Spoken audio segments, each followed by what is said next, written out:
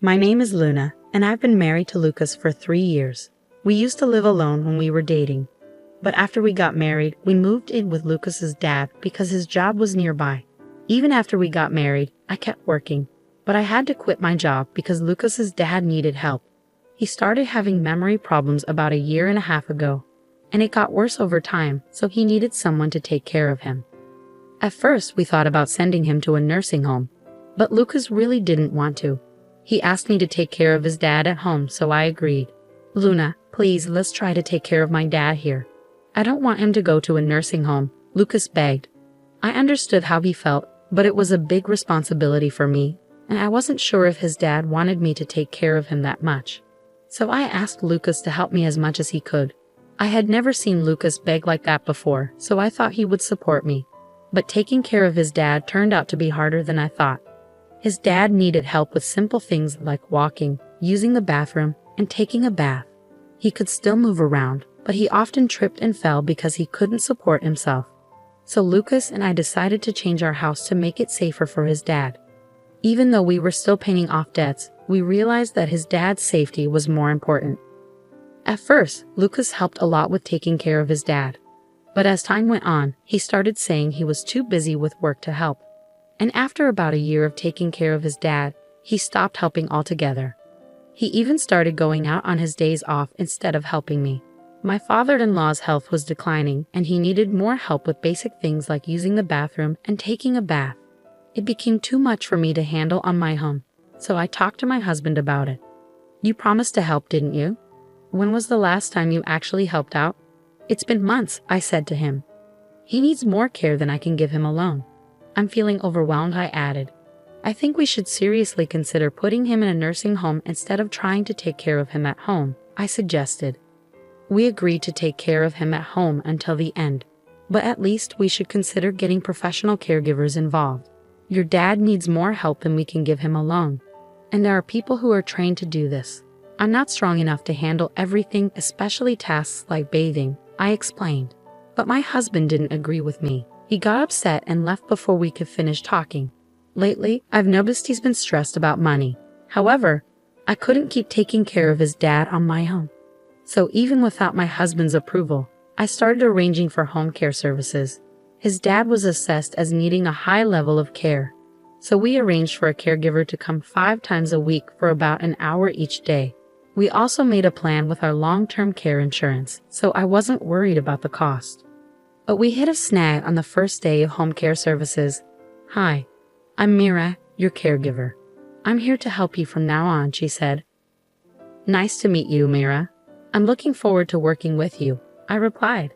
While the caregiver was talking to my father-in-law, she also taught me some nursing techniques. I found her guidance really helpful and felt confident about hiring her. But when my husband came home and saw her, he got really angry. Luna, I never agreed to home care services. What's going on? He yelled at me. But I've been telling you that I can't do this all by myself anymore. I didn't do this without telling you. I'm sorry, Miss Caregiver, but please go home for today. I tried to explain, but he didn't want to listen and sent the caregiver away. Why did you arrange for home care without my permission? I'm the one who decides things around here. You're a terrible wife for not listening to me. You can handle caregiving alone. Don't waste money, especially since we still have to pay off the loan for the renovation. Why can't you see what I'm saying? I've told you many times that I can't do this all by myself, Lucas. You've stopped helping with caregiving, haven't you? That's not keeping your promise. And the renovation was necessary for safety. If your dad falls and gets hurt, taking care of him will be even harder. You might not get it because you haven't been doing any caregiving for over 1 year now. Why are you bringing this up all of a sudden? Besides, you're not working, so it's your job to take care of him, right? Who do you think is paying off the loan for that renovation? No matter how much I tried to explain, my husband didn't understand. He really believes that I should do everything by myself. After that, I only had the caregiver come when my husband was at work. Talking to her about not just caregiving, but also the issues with my husband and getting advice was really helpful. After months of the same routine, one day my husband unexpectedly offered to take care of his dad himself. You've been cooped up for over 1 year. Go treat yourself. I'll handle everything today, he said. I happily accepted his offer, I got a long overdue haircut and enjoyed some time at a coffee shop I used to frequent. But after about 4 hours, I started feeling anxious about leaving my inexperienced husband in charge, so I decided to head home early. When I got back, the house was unusually quiet. My father-in-law was peacefully asleep in his room. Assuming my husband had also worn himself out and fallen asleep, I went to check the bedroom, but he wasn't there. As I sat in a quiet house, I noticed an envelope placed on the dining table. When I opened the envelope, I found divorce papers already filled out along with a letter. The letter took me completely by surprise. Even after we divorce, please continue taking care of my dad. I'm going on a trip for a week, so please file the divorce papers. As I read those words, it hit me. His sudden offer to take care of his dad was just a way to get me out of the house so he could prepare for his trip. And the fact that he had already prepared divorce papers was a shock. What's more, he expected me to continue caring for his dad even after we split up. I couldn't comprehend his thinking at all, so I called him immediately. When I read the letter, I found the divorce papers. What's going on? Who are you going on a trip with? I'm at the airport about to board. I'm busy, and frankly, I don't care anymore. It doesn't matter who I travel with. We're getting divorced. Just make sure those papers are filed by the time I get back from my trip. That's all. With those words, my husband abruptly ended the call and hung up. Just before the line went dead, I heard a woman's voice calling out his name on the other end. It became clear that he was with someone else, the person he was traveling with. We'd only been married again for 3 years, and now I was facing the possibility that he was having an affair. As I thought about how he might have been cheating on me while I was busy taking care of his dad, tears of regret filled my eyes. Luna, my father-in-law's voice called out to me as I left. He had been struggling to remember my name lately, but today he said it clearly. Worried about how well my husband had taken care of him while I was away, I hurried to see him. Father, are you feeling all right? Did everything go smoothly while I was out? I asked, concerned for his well-being. Luna, is the caregiver coming today? My father-in-law seemed surprisingly lucid and able to hold a conversation. No, she won't be here until tomorrow morning, I replied.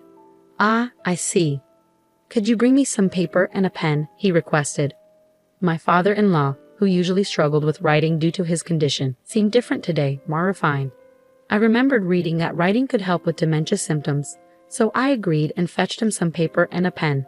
He began writing something, but I couldn't see what it was. After he finished, he placed the paper in an envelope and handed it to me. Give this to the caregiver when she comes tomorrow, he said before drifting back to sleep. Was this some sort of dementia exercise with Mila? Although I was curious about the letter's contents, I decided not to peek. Later, when my father-in-law woke up, he seemed to have forgotten everything, even my name. It left me wondering what had happened. That night, after he had gone to bed, I found myself pondering over the letter and divorce papers again. Reflecting on my husband's recent actions, I began to realize there might have been signs of something suspicious. I had been so focused on caregiving that I hadn't paid attention to him. If he was indeed cheating, part of me wanted to divorce him immediately and leave. But I couldn't abandon my father-in-law. Besides, without a job while taking care of him, I worried about supporting myself after a divorce. As morning arrived, I still hadn't made a decision.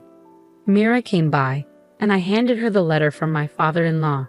After reading it, she approached me looking troubled. And then, the caregiver. I'm here to support you, Luna. We've built a friendship, and moments like these are more common than you might think. I'm here for you, Mira reassured me with a kind smile. The letter is about me getting a divorce? I asked, feeling confused. Yes, it seems Mr. Henry noticed something wasn't right and asked me to step in. He wrote in the letter about his wishes regarding his estate. There's more to it, but we can discuss that later. Since your husband will be back soon, let's act quickly, Mira suggested. With that, Mira arranged for another caregiver to take over Mr. Henry's care and urged me to follow her. We ended up at a law firm. Mira, why are we here? I asked, puzzled. You'll understand once we're inside, Mira replied cryptically. Even though I was still confused, I followed Mira into the building. Thank you for coming today. I'd like to discuss a request I received from Mr. Henley regarding gifting property during one's lifetime. Specifically to you, Luna, the lawyer explained as we took our seats. The lawyer handed me a document and said, Yes, it's notarized. Mr. Henley requested this document prepared by Mira. It states that Mr. Henley wishes to gift you $36,000 and his apartment during his lifetime. Stunned by this revelation, Mira started to explain. On the first day of my home visit, Mr. Henley mentioned this. He wanted to express his gratitude to you, Luna. However, as you weren't legally adopted by him, he couldn't pass on his assets to you through inheritance. So he decided to make this gift during his lifetime. I'm incredibly grateful. I need to thank my father-in-law right away, I said, feeling overwhelmed with emotion. Before we head back, there's one more place we need to stop by, Mira said, leading me out of the law firm. We made another quick stop before finally returning home. Once we were back, I expressed my heartfelt gratitude to my father-in-law, even though he didn't seem to fully understand. I kept telling him how thankful I was. Sadly, 3 days later, he passed away due to complications from his worsening dementia. I tried calling my husband, who was still traveling abroad, but he didn't pick up, perhaps assuming it was about the divorce. There's no other option, Mira said, guiding me through the necessary arrangements. As we gathered with relatives to make preparations, my husband's absence, being the biological son of my father-in-law, was a point of contention for some. 2 days later, my husband returned home, completely unaware of what had transpired. He was immediately bombarded with questions from all sides. Hey, help me out here. I swear I'm not cheating. I was just taking a vacation to unwind after being a caregiver every day, my husband protested. You can't lie twice. Even if you claim you were caregiving, there's no evidence to support that, I countered. I know for a fact that you went on that vacation with your mistress. Security cameras at the airport caught you two acting like lovers, I added firmly. With that revelation, my husband seemed to resign himself to the judgmental stares from the relatives. Several days later, once the tension had eased, I proceeded to file for divorce. I planned to move into the apartment my father-in-law had gifted me before his passing. As I made preparations for the move, my husband called. Luna, where are you? I just found out that I'm not the beneficiary of his life insurance, you are. All I was supposed to get was his life insurance. What are you going to do about this? He demanded. What did you tell my dad while you were taking care of him? You and that female caregiver must have conspired together. You two planned this, he accused angrily. It was your father's wish. Mira and I only followed his instructions, I explained calmly. Well, we're divorced now, and you and your mistress will be hearing from my lawyer soon. Make sure to pay up for the compensation, I added firmly. What do you mean we're divorced? Besides, since you got my dad's life insurance, you can consider it as your consolation money, right? So I don't owe you anything, my husband retorted arrogantly. It seemed he had forgotten that he had left me the divorce papers to file before he left for his trip. I was surprised by his callous attitude. The divorce papers were left by you with a letter asking me to submit them, weren't they? And the life insurance is a precious inheritance from your father, not something I received from you. So you should cover the compensation, I insisted firmly. My husband was speechless at my words, unable to respond. We realized we weren't making any progress and decided to end the call.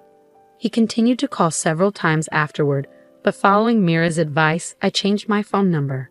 I still see Mira occasionally. Even after my father-in-law passed away, she did more for both him and me than my own family, including my husband.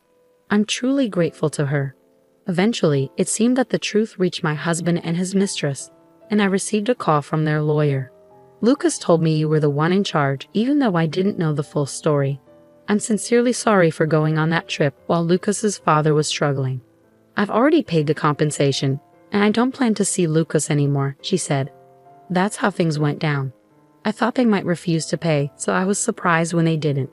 I can't figure out why someone smart like her would fall for my husband. Anyway, he ended up having to pay her in bits. She was pretty well off, and my husband, trying to impress her, spent almost all his savings. I even heard he paid for a fancy trip out of his own pocket. Whether he blew through his savings or not doesn't really matter to me. I'm determined to make him pay back every cent, even if it takes a while. Luckily, we have a family home under my father-in-law's name, so finding a place to live won't be an issue. But with the payments for the loan we took out for elder care, along with the compensation we have to pay each month, it's going to be tough. Even if we deduct it from my husband's paycheck, he won't have much left over. And since our relatives all know about it, he can't exactly ask them for help. I hope he learns from his mistakes. I moved into an apartment my father-in-law gave me, which I get to keep for life. Life's comfortable now. I'm using the money I inherited from my father-in-law to study caregiving. Mira's helping me out too. I want to be a caregiver like her, someone who can really support families.